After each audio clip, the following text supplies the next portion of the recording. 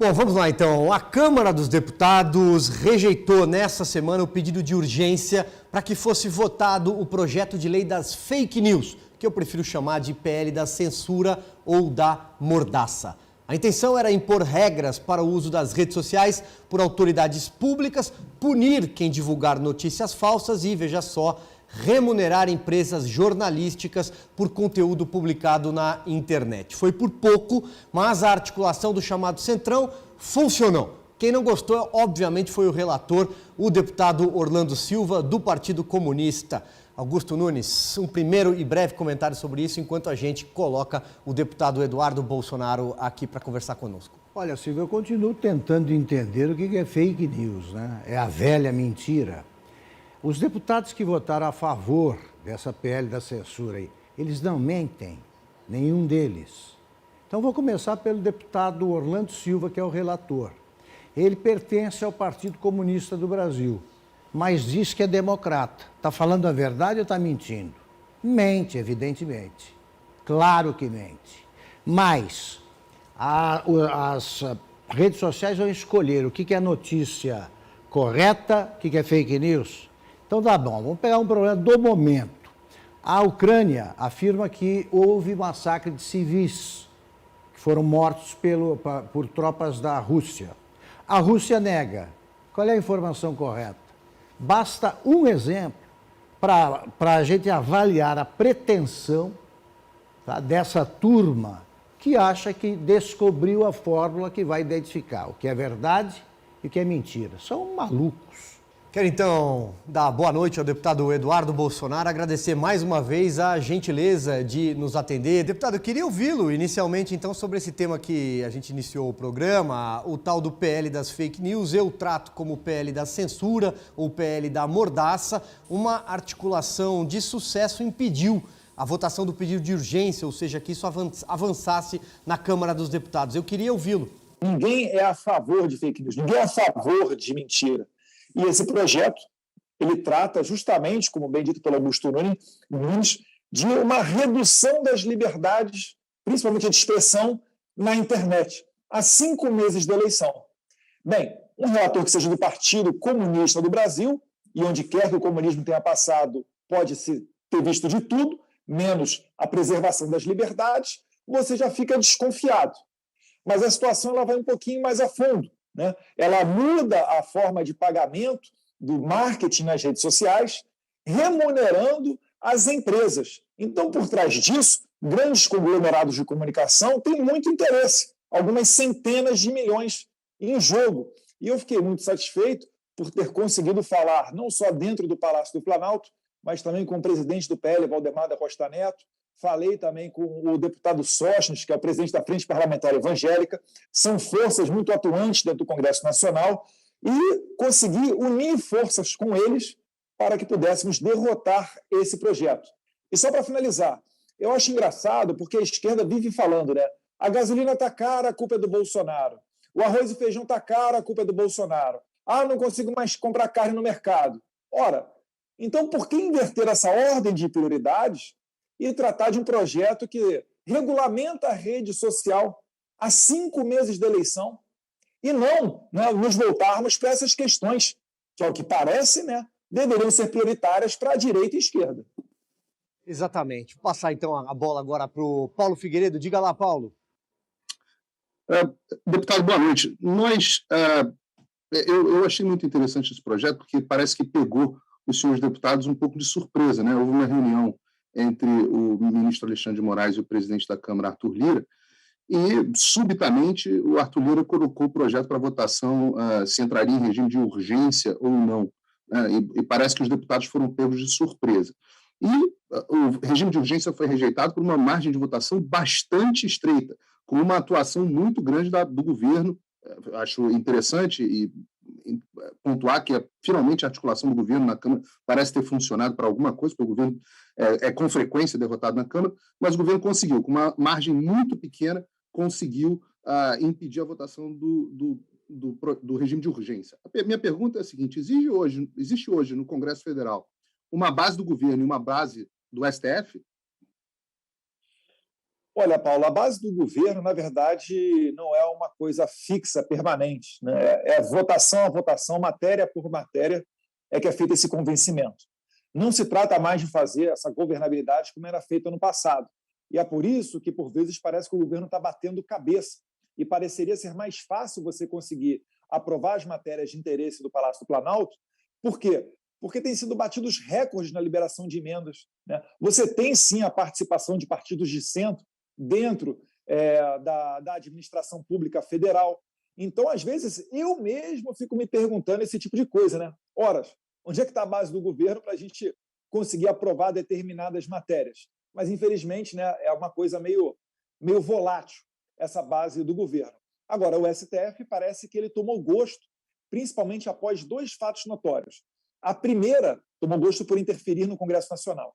A primeira foi quando o então presidente do TSE, o Luiz Roberto Barroso, ministro, foi dentro do Congresso, conversou com 11 líderes partidários e conseguiu reprovar a PEC da Bia Kicis, chamada PEC do voto impresso. Vale lembrar que o voto impresso já foi aprovado algumas vezes no passado da Câmara dos Deputados, mas sempre que era aprovada uma lei, o STF dizia que era inconstitucional. Então, na última tentativa, foi através de uma PEC. E ela passaria, porque sempre foi aprovada essa matéria com votos de quórum de PEC. Então, essa foi a primeira intervenção do Judiciário no Congresso de maneira mais explícita. E, na última vez, eu não tenho como comprovar, tá? Mas a Rádio Corredor, os boatos dos corredores das câmaras dos deputados, dizia que na prisão do Daniel Silveira, que chegou a quase 370 votos de deputados federais para a permanência da sua prisão, também houve ali ligações telefônicas e uma articulação forte de alguns ministros do STF. E tanto que parlamentares agora começam a falar também que esperava-se que essa prisão do Daniel Silveira fosse por algumas semanas, e ela demorou 9 meses. Então, após esses dois casos, Paulo, o STF, ao que parece, tem tomado gosto de entrar dentro do Congresso. E isso daí não é saudável. Por quê? Porque o STF não é formado por membros eleitos, né? São pessoas nomeadas, e, além disso, o STF é quem julga os deputados e senadores. Aí você pode pensar, essa seria uma pergunta de acompanhamento, deputado. Se o governo consegue convencer a base, a sua base, que o senhor está dizendo que é bastante imóvel, através de participação no governo, através de liberação de emendas, etc., qual o poder? O STF não tem emendas e nem cargos, né? nem participação no governo. Como é que ele convence os deputados? Paulo, porque o STF tem a competência originária para julgar os parlamentares. E hoje em dia, em uma atmosfera, em um cenário que mesmo parlamentares, abrigados pela imunidade parlamentar, como é o caso do Daniel Silveira, acabam sendo presos preventivamente, mesmo um parlamentar que tem a certeza que tem um passado irretocável, ele fica com receio. Então, essa daí não é porque as emendas do governo são uma benevolência. O STF, ao que parece, são ameaças veladas. Eu não imagino, tá, que o ministro ameace um deputado de prisão, não. Mas certamente passa pela cabeça do deputado, não tenha dúvida disso. Eu só gosto sempre de frisar, deputado, que emenda parlamentar é uma ferramenta do orçamento, ou seja, é uma ferramenta da nossa Constituição, legal. Não é mensalão, não é compra de votos. Sempre gosto de diferenciar isso porque tem alguns setores da velha imprensa que gostam de falar em orçamento secreto, né? Tudo muito grande. Rose, sua pergunta. Deputado, boa noite. O presidente da Câmara, Arthur Lira, defende o semipresidencialismo e instituiu um grupo de trabalho para debater o assunto. Gostaria de saber o que o senhor pensa sobre isso, se o Brasil está preparado para o semipresidencialismo, uma representatividade tão baixa em relação à população e sem o voto distrital. Uma boa pergunta, Rose. Eu já tenho visto algumas matérias sendo veiculadas pela imprensa tratando do semipresidencialismo. E tem gente até falando que o Lula poderia desistir de uma eventual candidatura à presidência para se candidatar a deputado federal por São Paulo, para tentar fazer uma margem maior de deputados federais e travar essa guerra dentro do Congresso. Que guerra? A de enfraquecer a eleição certa do presidente Jair Bolsonaro, né? De enfraquecer o presidente nesse segundo mandato dele. Bem, o jogo está sendo jogado. A última vez que eu vi algo semelhante a isso foi através de um plebiscito nos anos 90, em que pudemos até escolher ali entre parlamentarismo. Eu lembro que eu era pequeno, mas eu lembro, tinha propaganda sobre a monarquia e acabou sendo vitorioso o presidencialismo. Eu acho que carece de legitimidade o Congresso Nacional para tomar esse tipo de decisão. Esse tipo de decisão tem que ser feito através de um poder originário, ou uma Assembleia Nacional Constituinte, ou o poder sendo exercido diretamente pelo povo, né? Depois de, obviamente, uma campanha para esclarecer a população antes de votar nesse plebiscito. Então, é importante que as pessoas tenham os olhos abertos para esse tipo de questão, porque o semipresidencialismo, eu não vi ninguém indo para a rua levantando plaquinha, por favor, aprovem um sistema diferente de governo. É um prazer entrevistá-lo, como sempre. Eu pergunto o seguinte, durante os últimos dias, né, aproveitando a janela que permitiu aos parlamentares mudarem de partido, as siglas que, pelo menos em tese, apoiam o governo, cresceram muito. O governo Bolsonaro já tem a maioria na Câmara? Augusto, o PL passou a ser o maior partido da Câmara depois dessa janela, né? 67 deputados federais. E tem uma matéria de José Maria Trindade em que ele faz uma análise perfeita.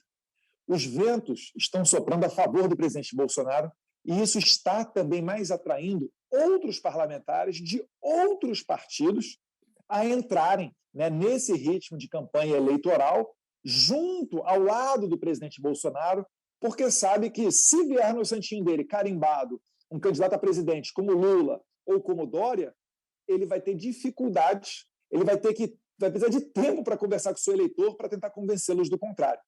Então, isso sim parece que está construindo uma base mais forte para o presidente Bolsonaro dentro do Congresso Nacional, e prova disso foi essa votação, do mero requerimento de urgência. Tá? A gente não está falando do mérito do PL 2630, que trata da censura nas redes sociais.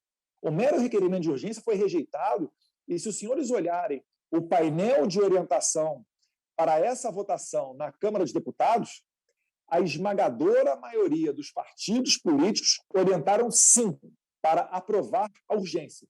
E o resultado final foi não. Eu acho que só o governo, o Novo e o PL estavam orientando não. E talvez o MDB, se não tiver mudado o MDB do não para o sim no final. Deputado, já que o senhor falou um pouco sobre o ex-presidente Lula, e já aqui caminhando para o final da nossa entrevista, porque eu sei que o senhor fez um esforço enorme para nos atender aí, até de forma, arrumou um espaço para conseguir fazer essa chamada.